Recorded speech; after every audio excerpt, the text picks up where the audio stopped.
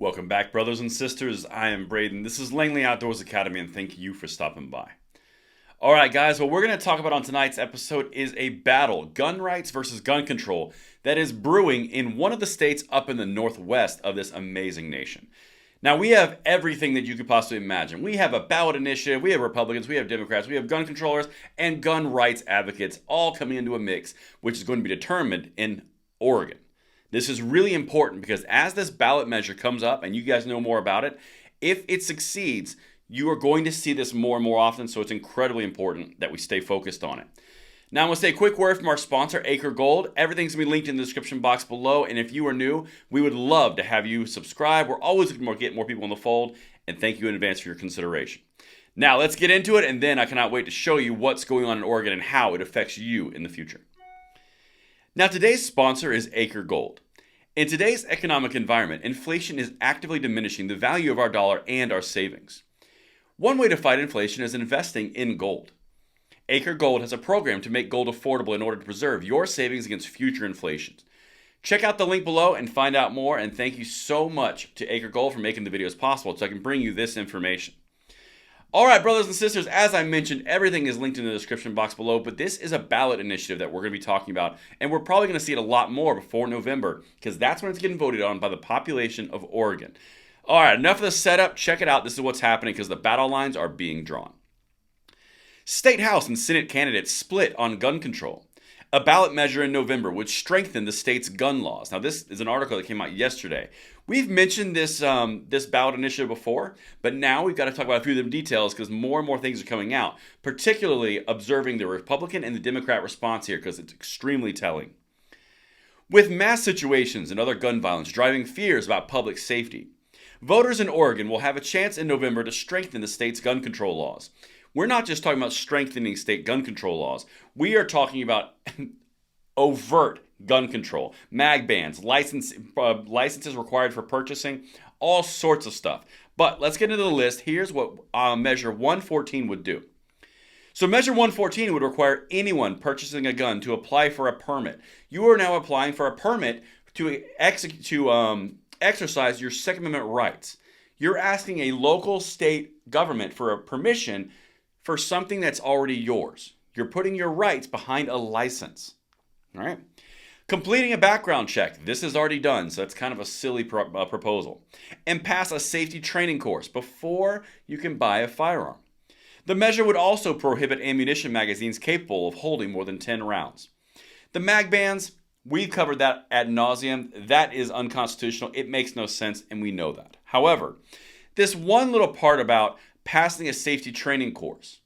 Now, this has been done before in a very key part of our South, of the civil rights movement.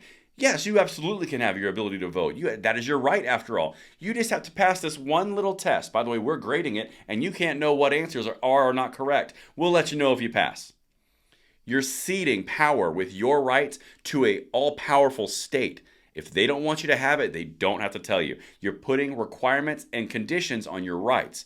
That's what they're not understanding, because this measure is something that is not a good look. At 18, Oregonians are able to purchase a firearm after passing a criminal background check. Already happens. But a federal loophole allows dealers to sell guns without a background check if it takes longer than 3 days.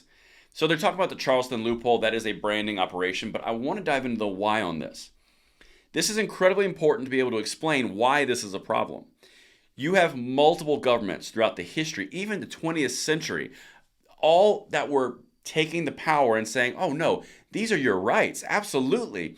We're just going to need to file this paperwork and maybe this one little fine and fee so that we can get this through to the right people. Oh, it's got to go to Washington, but then it's got to come back to state, and sometimes that drags. This is the baseline for multiple lawsuits that have taken place in the past year and a half, particularly around that whole with how long it took to get permitting.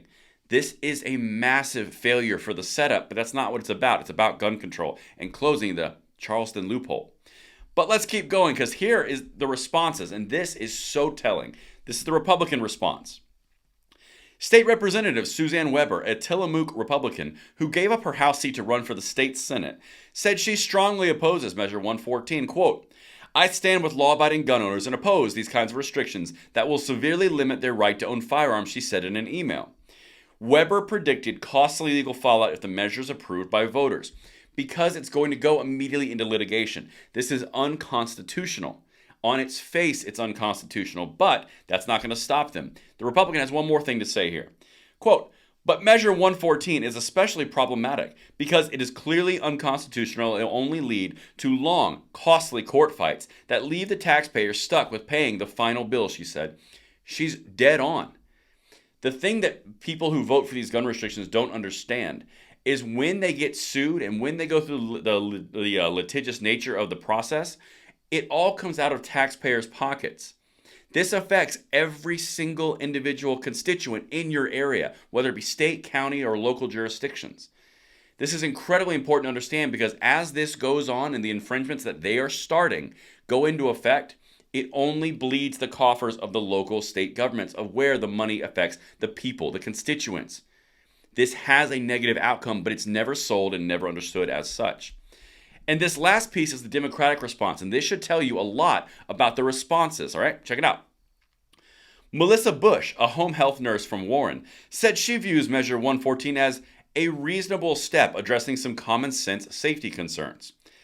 The Democrat said she is, quote, deeply concerned about what is really an epidemic of gun violence in our country, adding that she recognizes regulation won't entirely solve the problem. So you've got a Republican saying, no, the fiscal cost, the burden that this is going to put on the taxpayers is real, not to mention the unconstitutionality of this entire engagement. And you have the Democrats saying, yeah, it's common sense gun reform. I know it's not going to do anything, but if anything, we can try. You're trying with the state funds and with the constitutional rights of your constituents. This is a very big deal, and this is why we will be watching Measure 114 as it goes forward, because it's getting voted on this November.